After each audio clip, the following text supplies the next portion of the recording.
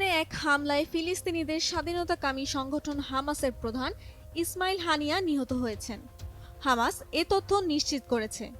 ইরানের বিপ্লবী গার্ড বাহিনী ইসমাইল হানিয়ার নিহত হওয়ার বিষয়ে একটি বিবৃতিও দিয়েছে। তবে তিনি কিভাবে নিহত হয়েছেন বিবৃতিতে সে বিষয়ে কোনো বিস্তারিত কিছু বলা হয়নি। ইরানের রাষ্ট্রীয় টেলিভিশনে ৩১ জুলাই প্রচারিত খবরে বলা হয়, তেহরানে হামলায় ইসমাইল হানিয়ার দেহরক্ষীদের একজনও নিহত হন।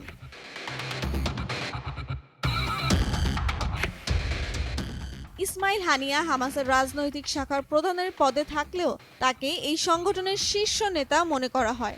এর পেছনে বেশ কিছু কারণ রয়েছে। ৮০-র দশকে হামাসের উত্থানকালে ফিলিস্তিনি সুন্নিদের এই রাজনৈতিক ও সামরিক আন্দোলনে সামনের কাতারে ছিলেন ইসমাইল হানিয়া। ১৯৮৯ সালে তাকে ৩ বছরের কারাদণ্ড দেয় ইসরায়েল। এরপর ১৯৯২ সালে আরও কয়েকজন